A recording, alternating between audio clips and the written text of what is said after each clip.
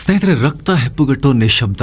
ಒಮ್ಮೆ ಕಣ್ಮುಚ್ಚಿ ಊಹೆ ಮಾಡ್ಕೊಳ್ಳಿ, ದಿಢೀರಂತ ನಿಮ್ಮ ಫೋನ್ ಸತ್ತು ಹೋಗಿದೆ, ಬ್ಯಾಟ್ರಿ ಡೈಡ್, ಇಂಟರ್ನೆಟ್ ಇಲ್ಲ, ಟಿವಿ ಇಲ್ಲ, ರೇಡಿಯೋ ಇಲ್ಲ, 106 ಮೈಲಿ ದೂರದಲ್ಲಿರೋ ನಿಮ್ಮ ತಂದೆ ತಾಯಿಗೆ ಹುಷಾರಿಲ್ಲ. ಅವ್ರಿಗೆ ಏನಾಗಿದೆ, ಅವರ ಕಂಡೀಷನ್ ಇವಾಗ ಏನಿದೆ, ಅದನ್ನು ತಿಳ್ಕೊಳ್ಳೋಕೆ ಕನಿಷ್ಠ 1 ವಾರ ಕಾಯಬೇಕು ಅನ್ನೋ ಪರಿಸ್ಥಿತಿ. ಸ್ನೇಹಿತರೆ, ಒಂದು ಕಾಲದಲ್ಲಿ ಜಗತ್ತು ಹೀಗಿತ್ತು. ದೂರ ಅನ್ನೋದು ಮನುಷ್ಯನ ಪಾಲಿಗೆ ಶಾಪ ಆಗಿತ್ತು. ಯಾರ್ದೋ ಮನೆಯ ಹಿರಿಯರು, ವಯಸ್ಸಾದವ್ರದ್ದು ಅವರ ಸಾವಿನ ಸಂದೇಶ ಬರುವಷ್ಟರಲ್ಲಿ ಅವರು ಮಣ್ಣಾಗಿ ತಿಂಗಳು ಕಳೆದಿರ್ತಾ ಇತ್ತು. ಅಂತಿಮ ದರ್ಶನಕ್ಕೆ ಹೋಗೋ ಸೀನ್ ಇಲ್ಲ. ಅವರು ಹೋದ್ರು, ಇಂಥ ದಿವಸ ನಾವೆಲ್ಲ ಮಾಡಿದ್ದೀವಿ, ಮುಗಿಸಿದ್ದೀವಿ, ನಿಮಗೆ ಗಮನಕ್ಕೆ ತರ್ತಾ ಇದ್ವಿ, ಈ ಥರ ಇತ್ತು ದಿನಗಳು ಅವಾಗ. ಆದರೆ ಒಬ್ಬ ಯುವಕ ಆ ಶಾಪವನ್ನು ಸುಟ್ಟು ಹಾಕದ. ಕಬ್ಬಿಣದ ತಂತಿಗಳ ಮೂಲಕ ಮನುಷ್ಯನ ಧ್ವನಿಯನ್ನ, ಎಮೋಷನ್ಗಳ ರೀತಿಯ ಹರಿಯುವ ವಿಜ್ಞಾನವನ್ನ ಮಾಡಿ ತೋರಿಸಿದ. ಅವತ್ತು ಆತ ಒಂದು ಮಷಿನ್ ಕಂಡು ಹಿಡಿಯದೆ ಹೋಗಿದ್ರೆ ಇವತ್ತು ನಿಮ್ಮ ಕೈಯಲ್ಲಿ ಸ್ಮಾರ್ಟ್ ಫೋನ್ಗಳು ಇರ್ತಾ ಇರಲಿಲ್ಲ, ಇಂಟರ್ನೆಟ್ ಇರ್ತಾ ಇರಲಿಲ್ಲ. ಆತನ ಹೆಸರು ಅಲೆಕ್ಸಾಂಡರ್ ಗ್ರಾಹಂ ಬೆಲ್. ಇವತ್ತು ಜಗತ್ತಿನ ಮೂಲೆ ಮೂಲೆಗೂ ನಮ್ಮ ಧ್ವನಿ ತಲುಪುತ್ತೆ ಅಂದ್ರೆ ಅದಕ್ಕೆ ಈತನೇ ಕಾರಣ. ಆದರೆ ಇತಿಹಾಸದ ಅತಿ ದೊಡ್ಡ ವಿಪರ್ಯಾಸ ಏನು ಅಂದ್ರೆ, ಇಡೀ ಜಗತ್ತಿಗೆ ಮಾತು ಕಲಿಸಿದ ಈತನ ಸ್ವಂತ ತಾಯಿ ಮತ್ತು ಹೆಂಡತಿಗೆ ಕಿವುಡು.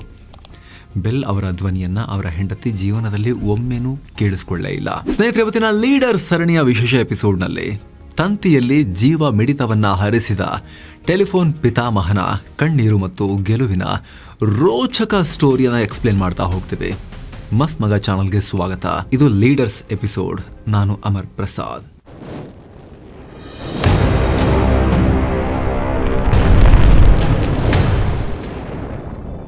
ತಾಯಿಯ ಮೌನ ಮಗನಿಗೆ ಪ್ರೇರಣೆ.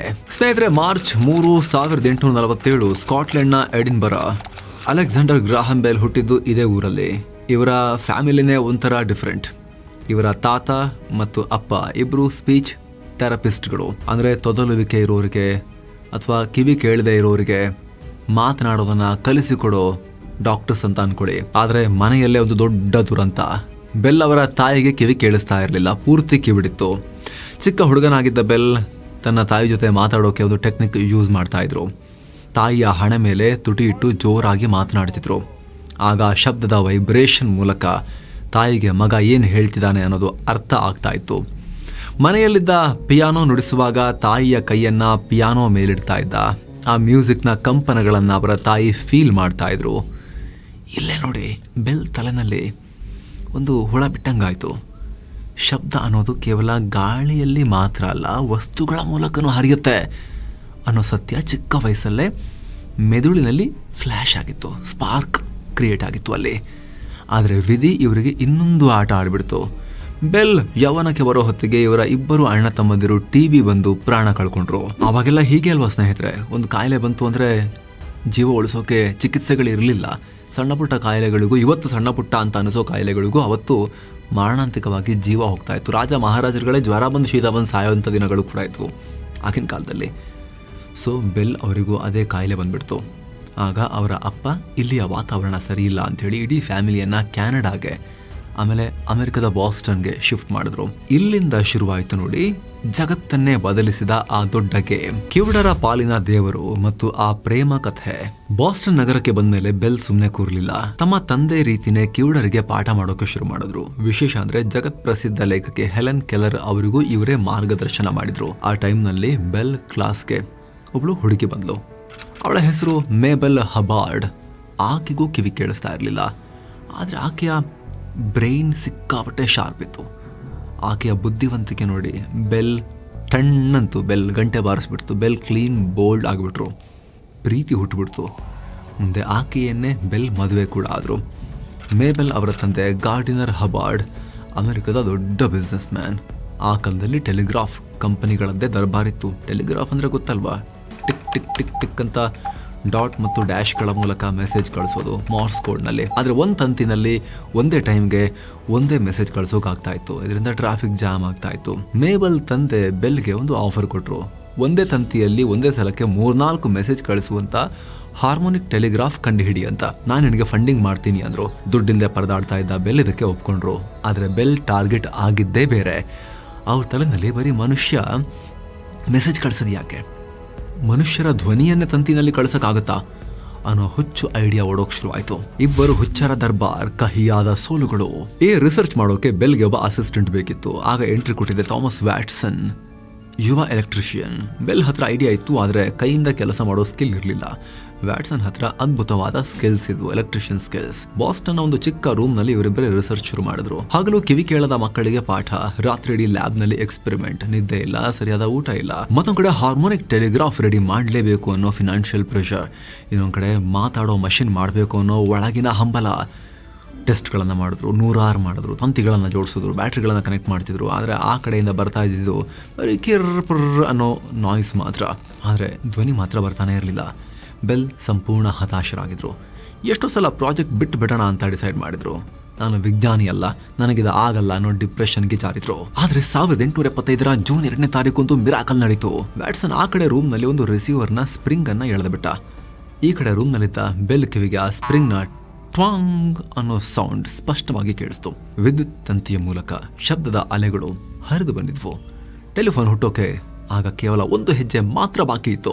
ಮಾರ್ಚ್ 10, 1876, ಆ ಐತಿಹಾಸಿಕ ಕೂಗು. ಸ್ನೇಹಿತರೆ, ಇದೊಂದು ಪರ್ಟಿಕ್ಯುಲರ್ ಡೇಟ್ ಇತಿಹಾಸದ ಪುಟಗಳಲ್ಲಿ ದಾಖಲು ಮಾಡ್ಕೋಬೇಕು. 10 ಮಾರ್ಚ್ 1876, ಬೆಲ್ ಮತ್ತು ವ್ಯಾಟ್ಸನ್ ತಮ್ಮ ಹೊಸ ಟ್ರಾನ್ಸ್ಮಿಟರ್ ಯಂತ್ರವನ್ನು ಟೆಸ್ಟ್ ಮಾಡ್ತಾ ಇದ್ರು. ಅದು ನೀರಿನಲ್ಲಿ ಆಸಿಡ್ ಮಿಕ್ಸ್ ಮಾಡಿದ್ದ ಲಿಕ್ವಿಡ್ ಟ್ರಾನ್ಸ್ಮಿಟರ್. ಬೆಲ್ ಒಂದು ರೂಮ್ನಲ್ಲಿದ್ರು, ವ್ಯಾಟ್ಸನ್ ಕೆಳಗಿನ ಫ್ಲೋರ್ನಲ್ಲಿದ್ರು. ಎಕ್ಸ್ಪೆರಿಮೆಂಟ್ ಮಾಡುವಾಗ ಆಕಸ್ಮಿಕವಾಗಿ ಡೇಂಜರಸ್ ಆಗಿದ್ದ ಬ್ಯಾಟರಿ ಆಸಿಡ್ ಬೆಲ್ ಅವರ ಪ್ಯಾಂಟ್ ಮೇಲೆ ಚೆಲ್ಬಿಡ್ತು. ಚರ್ಮ ಸುಡೋಕ್ ಶುರುವಾಯಿತು. ನೋವಿನಿಂದ ಬೆಲ್ ಜೋರಾಗಿ ಕೂಗ್ಕೊಂಡ್ರು. ಮೈಕ್ನಲ್ಲೇ ಅವರು ಕಿರ್ಚಿದ್ದು, mister Watson, come here, want to see you ಅಂತ. ಕೆಳಗಿನ ಫ್ಲೋರ್ನಲ್ಲಿದ್ದ ವ್ಯಾಟ್ಸನ್ ರಿಸೀವರ್ ಕಿವಿಗೆ ಇಟ್ಕೊಂಡಿದ್ರು. ಆ ಯಂತ್ರದೊಳಗಿನಿಂದ ಬೆಲ್ ಅವರ ಧ್ವನಿ, ಎಮೋಷನ್ ಮತ್ತು ಗಾಬರಿ ಸ್ಪಷ್ಟವಾಗಿ ಕೇಳಿಸ್ಬಿಡ್ತು. ವ್ಯಾಟ್ಸನ್ ಮೆಟ್ಟಲುಗಳನ್ನ ಹಾರಿ ಓಡ್ ಬಂದ್ರು.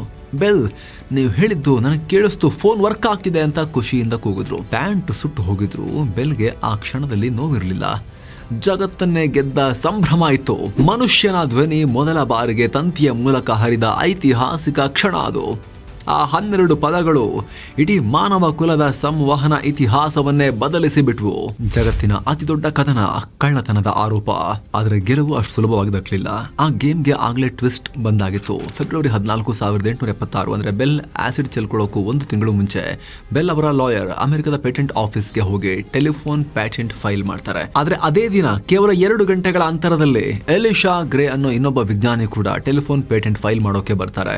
ಯೋಚನೆ ಮಾಡಿ, 106 ವರ್ಷಗಳಿಂದ ಇಲ್ಲದ ಟೆಕ್ನಾಲಜಿ ಒಂದೇ ದಿನ ಕೇವಲ 2 ಗಂಟೆಗಳ ಗ್ಯಾಪ್ ನಲ್ಲಿ ಇಬ್ಬರು ರಿಜಿಸ್ಟರ್ ಮಾಡೋಕೆ ಬರ್ತಾರೆ ಅಲ್ಲಿಗೆ. ಪೇಟೆಂಟ್ ಆಫೀಸ್ ಬೆಲ್ಗೆ ಪೇಟೆಂಟ್ ಕೊಡ್ತು. ಪೇಟೆಂಟ್ ನಂಬರ್ 174465, ಜಗತ್ತಿನ ಅತ್ಯಂತ ಬೆಲೆ ಬಾಳೋ ಪ್ಯಾಟೆಂಟ್ ಅಂತ ಕರೀತಾರೆ ಇದನ್ನ. ಆಗ ಶುರುವಾಯಿತು ಯುದ್ಧ. ಎಲಿಶಾ ಗ್ರೇ, ಬೆಲ್ ನನ್ನ ಐಡಿಯಾ ಕದ್ದಿದ್ದಾನೆ, ಆ ಲಿಕ್ವಿಡ್ ಟ್ರಾನ್ಸ್ಮಿಟರ್ ನಂದು ಅಂತ ಕೋರ್ಟ್ ಮೆಟ್ಟಿಲೇರಿದ್ರು. ಸುಮಾರು 600ಕ್ಕೂ ಅಧಿಕ ಕೇಸ್ಗಳು ಬೆಲ್ ಮೇಲೆ ಹಾಕಲಾಯಿತು. ದೊಡ್ಡ ದೊಡ್ಡ ಕಂಪನಿಗಳು ಬೆಲ್ರನ್ನ ತುಳಿಯೋಕೆ ನಿಂತವು. ಆದರೆ ನಿರಂತರ 12 ವರ್ಷಗಳ ಕಾನೂನು ಹೋರಾಟದ ನಂತರ ಸುಪ್ರೀಂ ಕೋರ್ಟ್ ಬೆಲ್ ಪರವಾಗಿ ತೀರ್ಪು ಕೊಡ್ತು. ಬೆಲ್ ನಿಜವಾದ ಟೆಲಿಫೋನ್ ಪಿತಾಮಹ ಅಂತ ಮುದ್ರೆನ ಒತ್ಬಿಟ್ರು. ಇಲ್ಲಿ ಇನ್ನೊಂದು ಹಾಸ್ಯಾಸ್ಪದ ವಿಚಾರ ಗೊತ್ತಾ? ಸ್ಟಾರ್ಟಿಂಗ್ನಲ್ಲಿ ಬೆಲ್ ಹತ್ರ ದುಡ್ಡೇ ಇರಲಿಲ್ಲ. ಆಗ ಅಮೆರಿಕದ ಅತಿ ದೊಡ್ಡ ಟೆಲಿಗ್ರಾಫ್ ಕಂಪನಿ ವೆಸ್ಟರ್ನ್ ಯೂನಿಯನ್ ಹತ್ರ ಹೋಗಿ ನನ್ನ ಟೆಲಿಫೋನ್ ಪೇಟೆಂಟ್ ಅನ್ನ ಕೇವಲ $1,00,000 ಕೊಂಡ್ಕೊಳ್ಳಿ ಅಂತ ಆಫರ್ ಕೊಟ್ಟಿದ್ರು. ಆದರೆ ಆ ಕಂಪನಿಯ ಪ್ರೆಸಿಡೆಂಟ್, ಇದೊಂದು ಆಟ ಸಾಮಾನು, ತಗೊಂಡು ಹೋಗು, ನನಗೇನು ಯೂಸ್ ಇಲ್ಲ ಅಂತ ರಿಜೆಕ್ಟ್ ಮಾಡಿದ್ರು. ಕೇವಲ 2-3 ವರ್ಷದ ನಂತರ ಆ ಆಟಿಕೆಯ ಬೆಲೆ ಕೋಟಿ ಡಾಲರ್ ಆಗಿತ್ತು.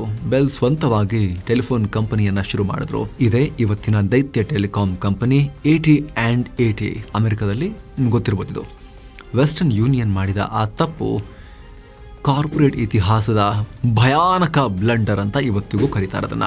ಫೋನ್ ಮಾತ್ರವಲ್ಲ, ಅಧ್ಯಕ್ಷನ ಜೀವ ಉಳಿಸಲು ಯತ್ನ.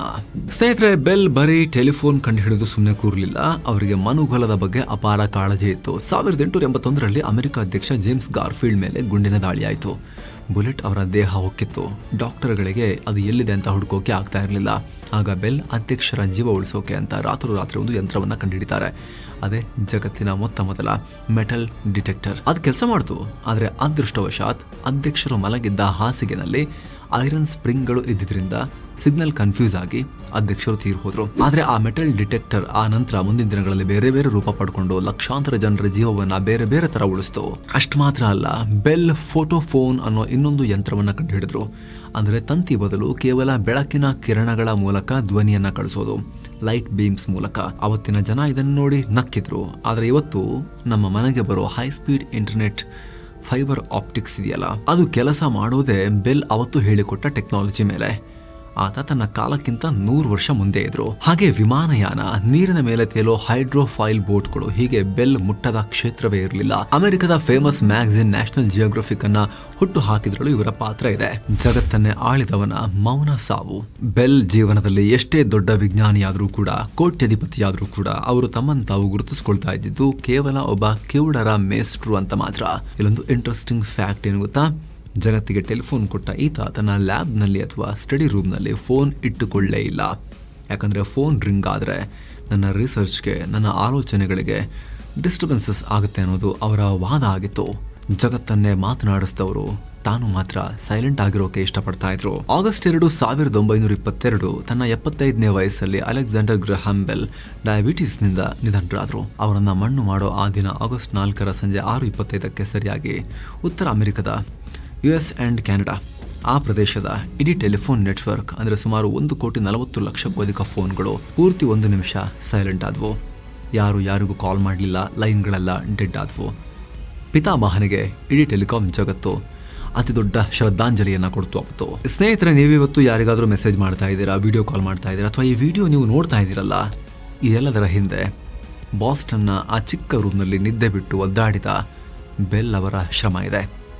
ಕೇವಲ ತನ್ನ ಕಿವುಡ ತಾಯಿ ಮತ್ತು ಹೆಂಡತಿಗಾಗಿ ಶುರುವಾದ ರಿಸರ್ಚ್ ಇವತ್ತು ಇಡೀ ಭೂಮಿಯನ್ನ, ಮನುಕುಲದ ಇತಿಹಾಸವನ್ನ ಬದಲಿಸಿ ಹಾಕಿದೆ. ಮನುಕುಲದ one of the greatest invention ಆಗಿದೆ ಅವ್ರು ಮಾಡಿರೋ ಕೆಲಸ.